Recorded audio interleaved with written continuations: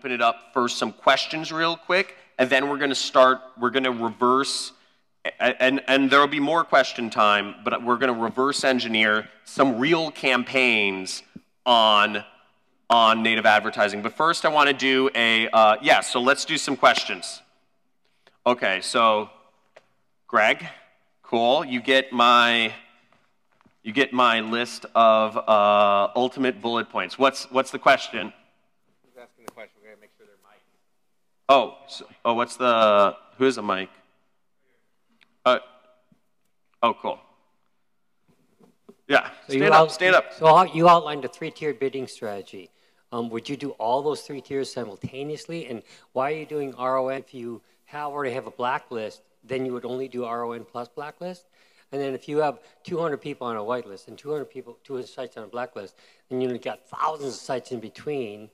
Are you doing all that stuff just to try to find more whitelist sites, or? Yeah. Yeah. So the question was, why are you doing these different types of, why are you doing these different sorts of advertising at the same time? And then he answered his own question. He said, "Is it because are you also doing the broad advertising to find more sites that you can whitelist?" And the answer was yes, because if I have a campaign that's working profitably, even if it's just on whitelisted sites, I'm always looking for new sites to advertise on. My goal is always growth. If you're not growing, you're dying. So I'm always looking for more sites to add to my quote-unquote whitelist, or more ways to advertise. So do you need a separate whitelist and blacklist for each ad network? Yeah, and some yes. And some ad networks don't allow you to, use a whitelist, or some ad networks don't allow you to use a blacklist, but, many allow both. And many you just have to talk to your ad network rep to get access. I mean, when looking into it, you hear things like you can lose a lot of money doing RON.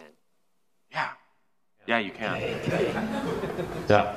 And sometimes you can even ask the ad network rep themselves and say, hey, do you have a blacklist of like possibly fraudulent sites, or do you have a whitelist of just sites that are known to work on these categories? And if they like you, they generally have a lot of that information on their side.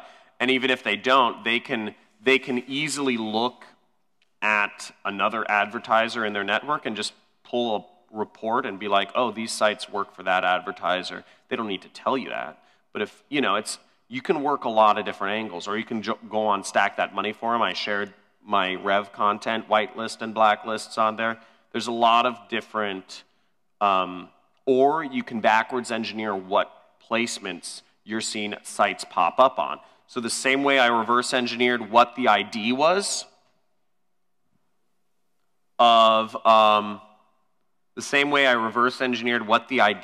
right here, you can actually go use spy tools and say, oh, I'm seeing Instant Checkmate, an affiliate offer, I'm seeing it advertised on these 10 websites. I'm going to just advertise on these 10 websites. They're Alexa top 1,000 websites, so I know these sites get millions of visitors a day. You're like, okay, well, I can get at least tens of thousands of clicks from these 10 websites, so I know that's good enough for testing. And so you can even build a whitelist manually if you have more time than money. So there's lots of ways to go about it. You answered my question about do the networks allow you to enable... Stand up, dude. My question was, do these networks allow you to add whitelists, blacklists? You said some do. Some of them, yeah. Each one is different. Yeah. That was it. Cool. Well. Do you blacklist widgets on a global? And by the way, I guess I already answered your question. So you can get my ultimate list of bullet points. Like lots of them are pretty funny. So, yeah. Do you create a blanket list for like all countries, or do you create blacklists for a specific country, like the U.S. or Germany, or because it seems like if you run diet and all over the world. So do you have many blacklists per country? Great question. So the question was, yeah, oh, well, you heard. So my whole thinking about things is I actually try to keep things as simple as possible because I believe if things aren't simple, they don't get used.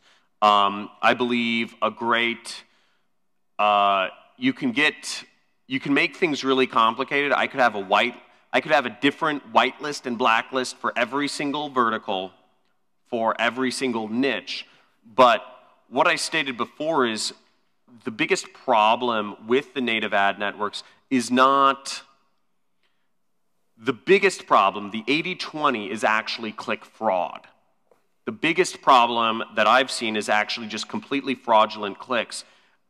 So overall, so since that's the biggest problem, I have a whitelist for all vertical, it's just the same whitelist for all verticals because most of the verticals I'm advertising to anyways are focused on, mass market females, Now the other side of the equation is for different countries.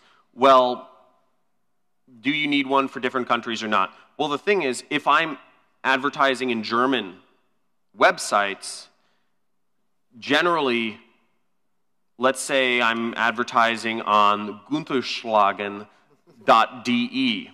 Well, if I know unshackle.de is bad, is a fraudulent site in Germany, it has a lot of click fraud or fake clicks, then if I add it to my blacklist in America, if it gets no US traffic, it doesn't really affect my campaign one way or another. So it doesn't make sense it's inefficient to try to create all these different lists, and it's it'll be too much time, yeah. Too much time and thought, take up too much RAM in your brain, random access memory.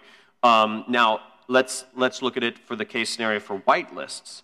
Well, if unshackle.de works in Germany, but if you whitelist it for an American offer and you set the targeting to America, well, it's not going to affect that advertising campaign either way. So it doesn't, it's kind of a non-consequential thing. It's not like one site that works in Germany is going to be fraudulent in America. That's the scenario you're trying to remove, and that's never happened. It's fine, yeah. What metrics do you look at to decide if a site is mostly fraudulent? I know you mentioned you look at the landing page CTR. That's a huge indicator. I think I heard Melan Daras said the same thing. He looks at landing page CTR. If it's 1%, it's probably fake. Yes. Or too high, 100% CTR, it's fake. Yes. So a couple different metrics you can use. One is landing page CTR. If people are clicking on your site or clicking through to the, they're not going to, but generally if people are clicking on the ad and then 0% are clicking over to the offer, the site's fraudulent very quickly. Let's say you get 50 clicks. And 50 clicks times 20 cents is, $10. Or, you could probably even do it with less money. Is that correct math? Yes. Okay. So then you can know within $10 whether a site works or doesn't work. You don't need, generally I say spend multiple times the CPA. Generally the CPAs I'm working with are like $30 to $40. So you don't need to spend $100 to figure out if a site's bad. You can spend $10. Now, another way you could do it is if you're looking at the data and, so all the CTRs here are bad. Obviously, you can look at the conversion rate. If the conversion rate is really bad, that's another bad thing. Let me see what else. Another good metric, I would suggest you guys put Google Analytics on your site, time on site. Time on site before they click through. So if somebody goes to your landing page and so I'm going to bring up the next presentation just so, but if somebody goes to your landing page and they're only on the site for 2 seconds before they click through to the, you know, yeah, because what lots of people are doing nowadays to make sure people don't identify their website, you know, they say, oh, I'm creating fraudulent websites with fraudulent clicks to get a taboola to pay me a lot of money. Well, what would you do if you're smart? Well, it's really easy to write a robot that says, okay, well, you know, use a random number between 15 to 25% and click on the person's links or fill out a form. It's very easy to have a robot do that. It's like, it's not rocket science at all. The technology was here 20 years ago to do that. So they'll click on your ads like 20% of the time, and you'll be like, wow, so my landing page CTR is good, but nobody's buying. You know, then you have to spend a lot more money, right? And they'll figure, well, at least I got, instead of just getting 10 bucks out of this guy, the website owner thinks, okay, I got 100 bucks out of this guy, yeah. You know, but the way to combat that is if you have Google Analytics on your site, you can see how fast they click through, and generally robots click through your sites within a second. So you can, and what a lot of you know, so there's a lot of fraud, but you can figure out if the behavior is of fraudulent clicks or not. So it's very simple. What's up, Carlos? Dude, how's Israel? This is my buddy Carlos. We work together, and massive affiliate. Dude, you got to talk tomorrow. Something. I don't know if you're going to hang with Irene. Dude, that's awesome. Thanks for coming by, man. He just came back from Israel. He was hanging out there doing some crazy business stuff, so we'll talk later about that. Okay, so any more questions before I go into reverse engineering some real affiliate campaigns? Okay, 2 more questions, then we're going in. This guy spoke. Sorry, I saw your hand first, but what's going on? Let me see what I write down here. Do you know which native ad platforms allow you to target by vertical? Like, I think some are just kind of like, they don't give you any shot of like knowing what vertical you're advertising in. Is that correct? Lots of them do. I mean, content ad doesn't allow anything. Like, content ads like run of network or bust. Like, you know, so it's really crazy. It's really cool though. If you write really good ads, it means you get the whole network. But so you can make a lot of money if you have a great, you know, if you have a great ad angle and a great lander. You know, yeah. So content ads different, but you know, and some of the other smaller ones are different. But lots of the big ones allow you to advertise by category. Second question is. I believe that some of the native ad networks pay publishers by CPM. Do you think that that would make it less incentivized for there to be click fraud in that? Okay, so do you think it's harder to fake views on a site? Oh, view all day, right? But at the end of the day, you're, as the advertiser, getting paid on, or you're paying out on the click. So who cares necessarily if they, you know, if there's a view, right? Yeah, it's even easier to do fraud on a CPM basis. Okay. Yeah. Because it's even easier to fake views than it is to fake clicks. It's not that much. I mean, it's easy to fake click because there's no, yeah. Okay. Very easy. Got it. Yeah.